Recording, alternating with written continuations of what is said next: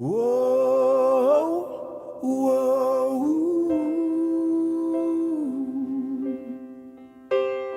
whoa, whoa,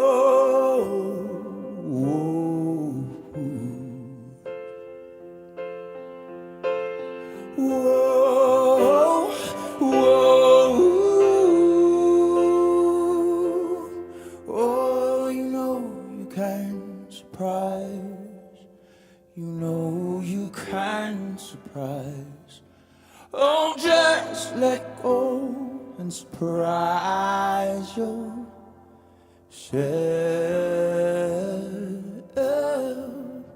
Oh, ooh, oh, surprise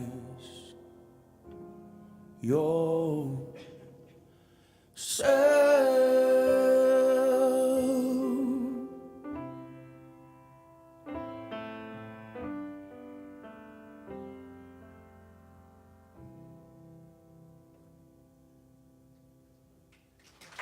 Thank you.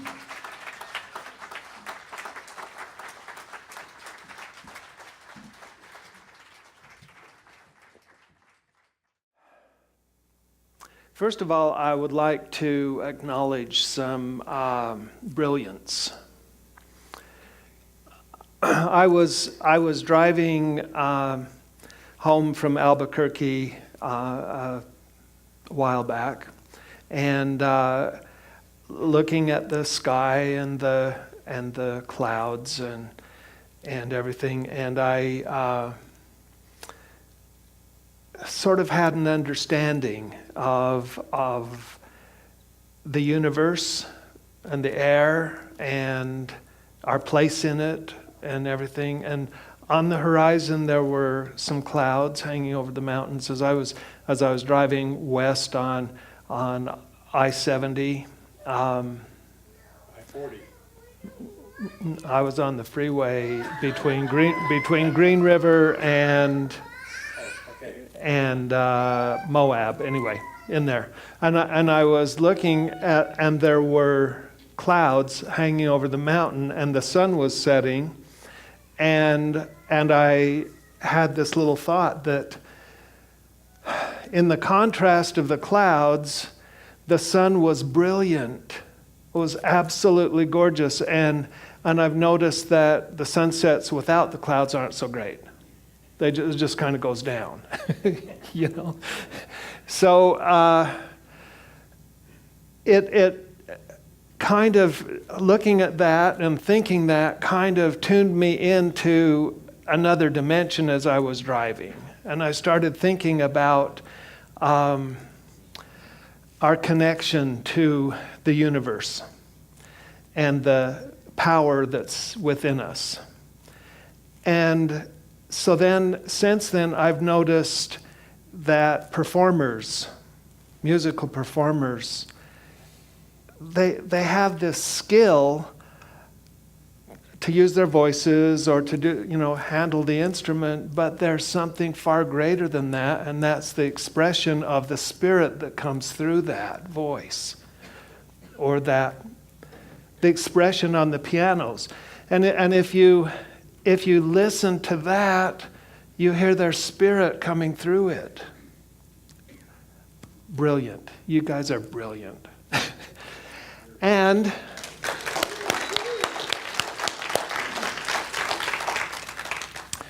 I used to be a theater manager at Kearns High School, and they have a 2,000-seat auditorium, and so I was the person responsible to teach the kids how to handle the lights and the sound and all of that.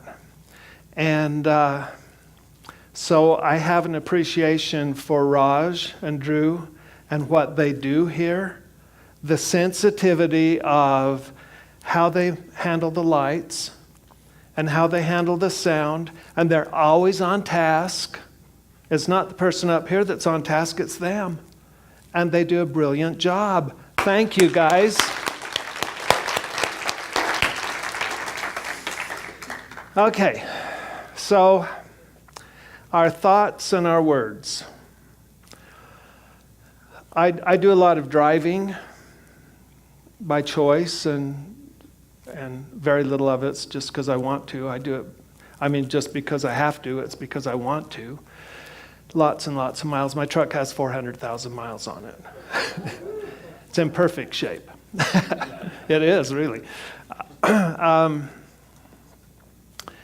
And what happens while I'm driving is stuff goes on in my brain, thoughts.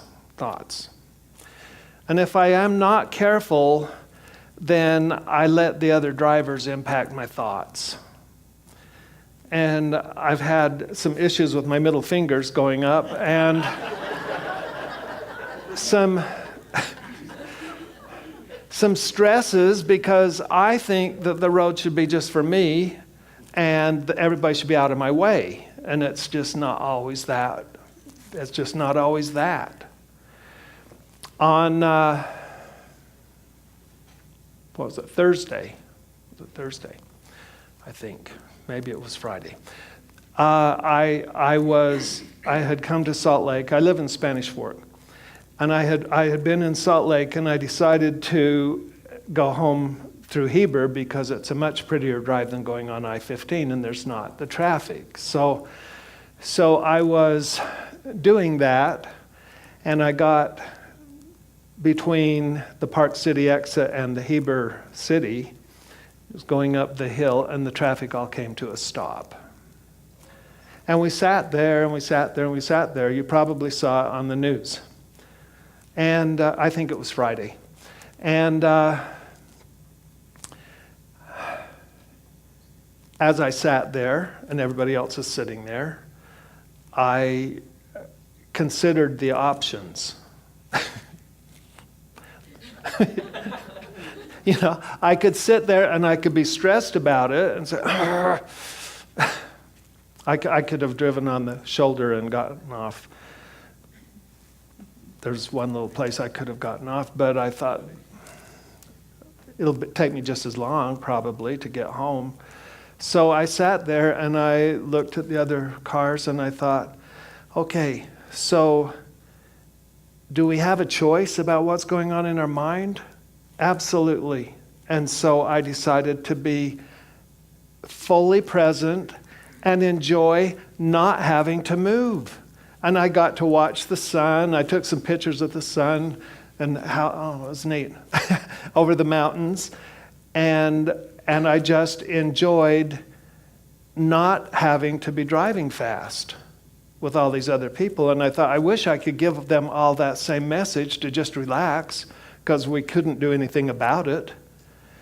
And so what we could do something about was our thoughts, which led me to, I practiced my speech all week everywhere I went. And what I'm saying is totally different. But we have habits in our brains. And as we go about our business, sometimes we get caught up in negative conversation. Sometimes we're deeply in negative conversations, cursing the other drivers and being in a rush and other things. Probably that doesn't affect anybody in here, does it? So anyway, I decided that I have to get a grip on that and stop being so intent on the destination and being able to go with the journey instead, and to relax about it and stop the crazy monkey mind that was filling my thoughts. So what we know is there are two things. There's love and there's fear. So if I'm driving along and I'm swearing at the other drivers, I'm probably in fear. And we have a whole list of feeling words. I made a copy, one copy. You don't get to see it really, but these are feeling words. And so fear, of course, is one of them, but we have lots and lots of feelings. I'll just read some. Abandoned, afraid, agitated, alone, anxious, amused. That's the first sort of positive thing. The rest of them are all kind of negative, aren't they? Anticipation, anxious, apathetic, apprehensive, astounded, bad, belittled, blah, been out of shape, betrayed. All of those things probably can be tracked back to fear. What are we afraid of? Well, we have this belief in separateness. You're over there and I'm up here. So we're obviously separate, right? No, we're not. All right. So I mentioned going to Albuquerque. And I go there to a Tai Chi retreat. And it's like 4 days, twice a year. And I connected with that by going to the Big Sky retreat in Montana. And a woman named Carmen Brocklehurst does a 30-minute thing in the morning and a little movement thing. And so each year that I've gone there, and I started going there in 2010, and no, probably 2011. And so I've gone 7 years, and mostly because of her. And there's just a basic movement, and it's just this. She calls it rocking motion, and you kind of go up on the balls of your feet, and you move the molecules of air, or else you just wave your hands. So the choice is, do you feel the energy, or do you move your hands? And so in learning to do that subtly, and learning to relax my thumbs, and to relax my hands, and to do it in a state of relaxation instead of being stressed, I became aware that the molecules of the air are alive, just as the molecules of our body are alive. The only difference is that our bodies are more dense than the air. So that kind of opened up an awareness of the impact that we have. If I can move the air simply by doing that, isn't it true then that my mind and the words that I say are equally as impactful? And as a practitioner trained in affirmative prayer, where do our words go when we pray? When I was growing up, it was kneel down to the side of the bed and give our words to God. And now I kind of see it a little differently. I think it's all God. All of the air is God. All of us, we're God too. We have that within us. And so when I say a prayer and I release those words into the law, I'm releasing them into the activity of everything and expect it to manifest as what I said. Now that's a pretty awesome responsibility, because if you're praying for things that you don't really need or want or whatever, if it's just mindless, you're still having impact. Just like if you're driving down the road and your middle fingers get out of control, you're still having impact. You know? And the words in our brains that keep going on, that mindless chatter in our brains, has impact. It comes out. So I caught myself having really a negative scenario going on in my head, and I consciously have, when I catch myself, I consciously stop it and replace it with positive things, and that's a challenge to you. positive self-talk instead of negative self-talk. Instead of saying, oh, I'm so stupid, I should... No. I'm so grateful for being able to think and speak and know. On Facebook yesterday, I saw a little thing, just one little post, and it said, try saying nothing negative for 24 hours. And see how that will change your life. How many think that might do something for you? It might. I haven't started my 24 hours yet. So. Okay. The two words, I am.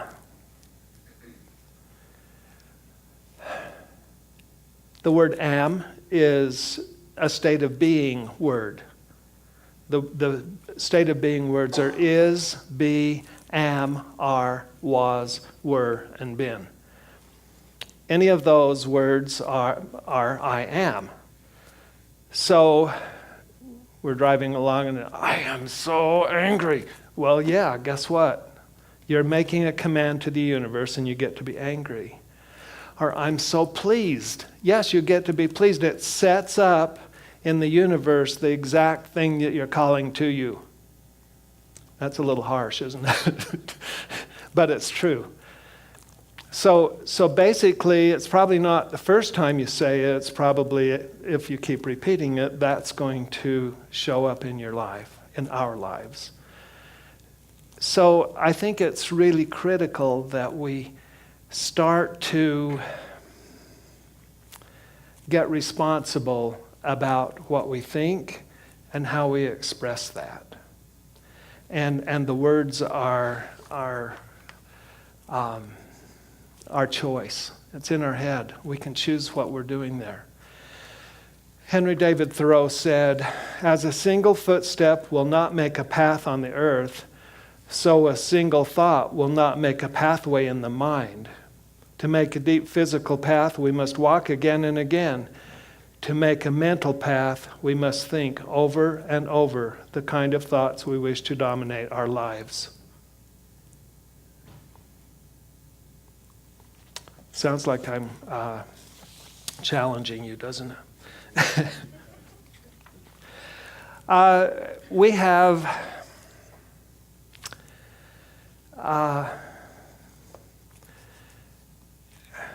a world that is in great support of the medical profession. It's one of our major industries.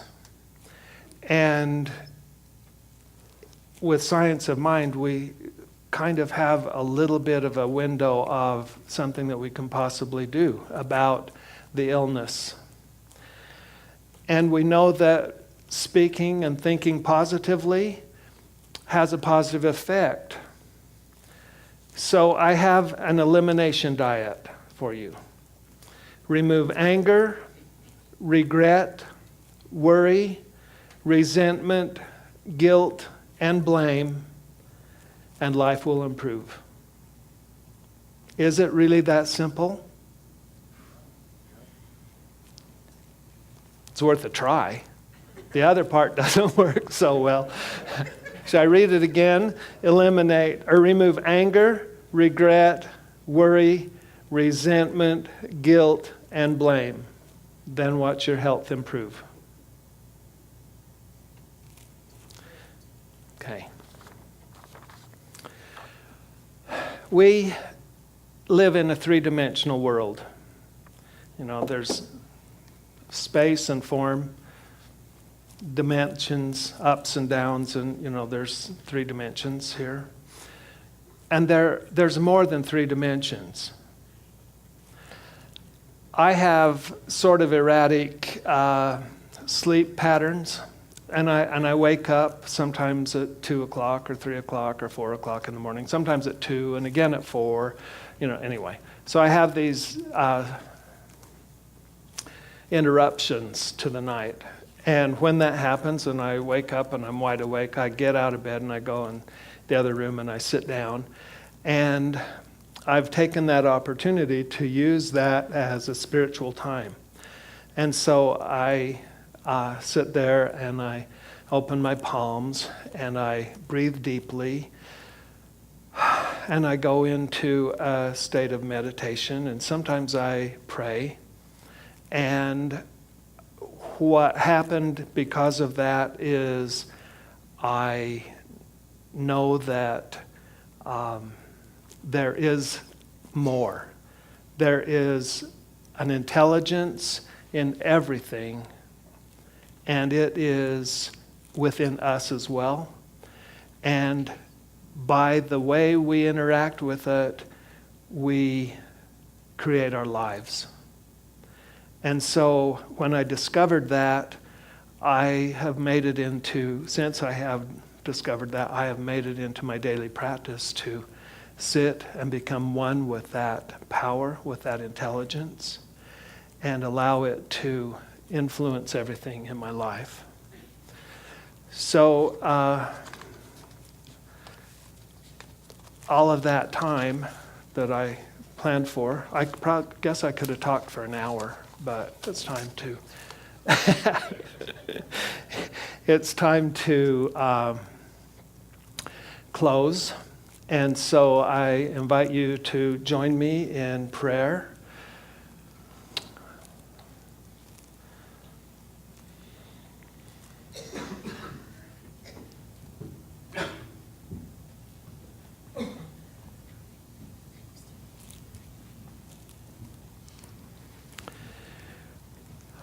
So if you will breathe deeply with me, breathe in and out. Again, in and out, and in and out.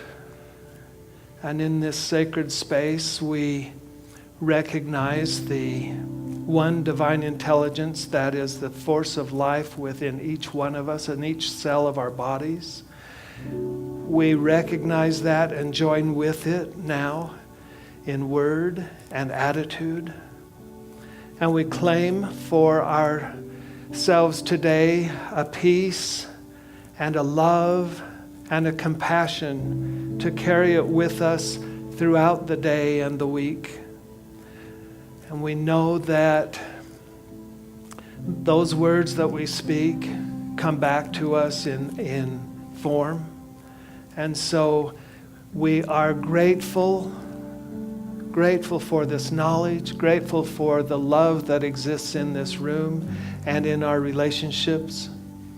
We're grateful for the laws of the universe which fully support us. And together we join and give thanks for all of those things. In gratitude, I release these words into the law, knowing them to be so. And together we say, and so it is.